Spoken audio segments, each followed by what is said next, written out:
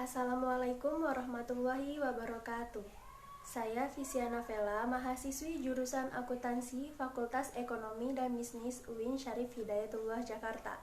Tema video orasi saya kali ini adalah kebijakan moneter pemerintah pada saat pandemi COVID-19. Sudah pasti banyak dari kita yang sudah mengenal apa itu virus corona. Virus corona atau SARS-CoV-2 adalah virus yang menyerang sistem pernapasan. Penyakit karena infeksi virus ini disebut COVID-19.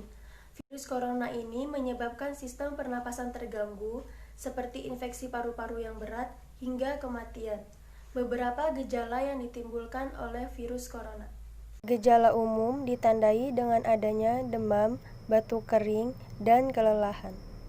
Gejala tidak umum ditandai dengan adanya rasa tidak nyaman, nyeri tenggorokan, diare, konjungtivitis, sakit kepala, hilangnya indera perasa atau penciuman, dan ruam pada kulit. Sedangkan gejala serius ditandai dengan adanya sesak nafas, nyeri dada, dan hilangnya kemampuan berbicara atau bergerak.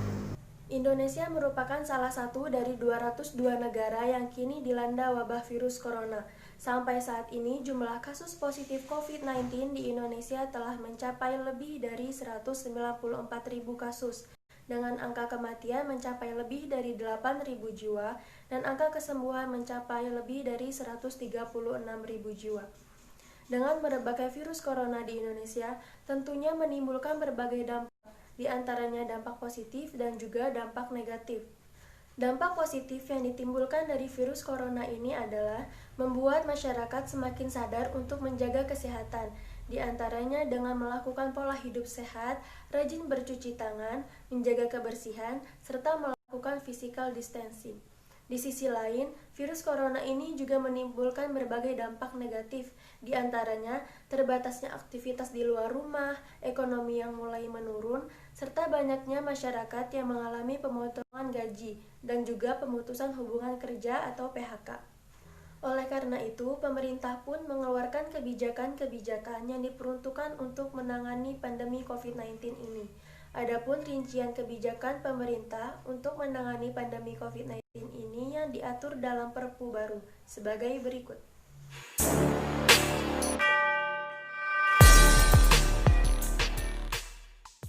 Tambahan belanja APBN 2020 senilai 405,1 triliun rupiah.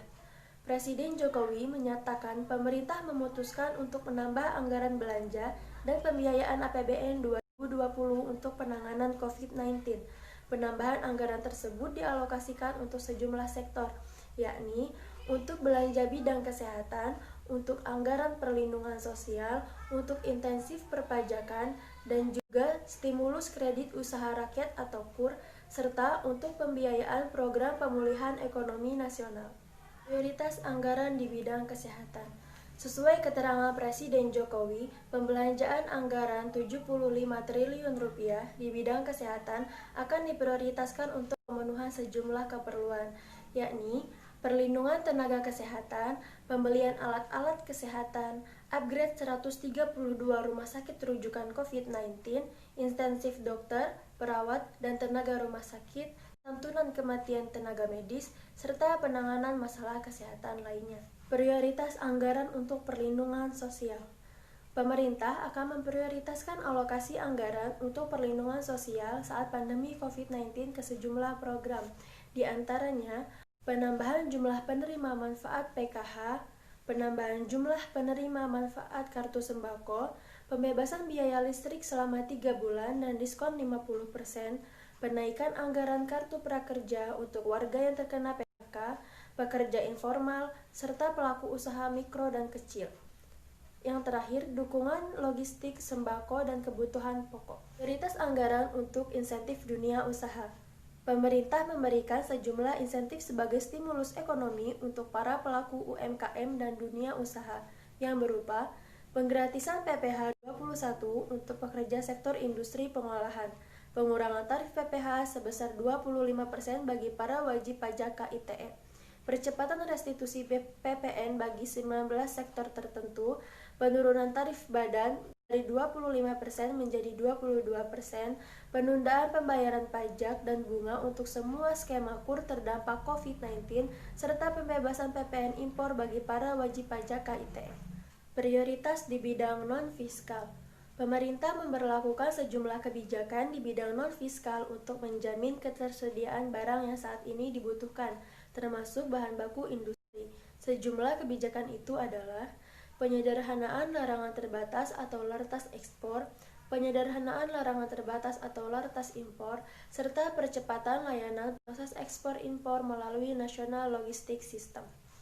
Selain beberapa kebijakan pemerintah tersebut, Presiden Jokowi bersama Bank Indonesia dan Otoritas Jasa Keuangan atau OJK juga berupaya untuk mengoptimalkan bauran kebijakan moneter dan sektor keuangan untuk memberikan daya dukung dan menjaga stabilitas perekonomian nasional. Di antaranya tambahan beberapa kebijakan yaitu pembebasan keringanan atau penundaan pembayaran kredit atau leasing sampai dengan 10 miliar rupiah. Pembebasan keringanan atau penundaan pembayaran kredit atau leasing tanpa batas plafon. Demikianlah penjelasan dari video orasi saya mengenai kebijakan moneter pemerintah pada saat pandemi COVID-19. Terima kasih. Wassalamualaikum warahmatullahi wabarakatuh.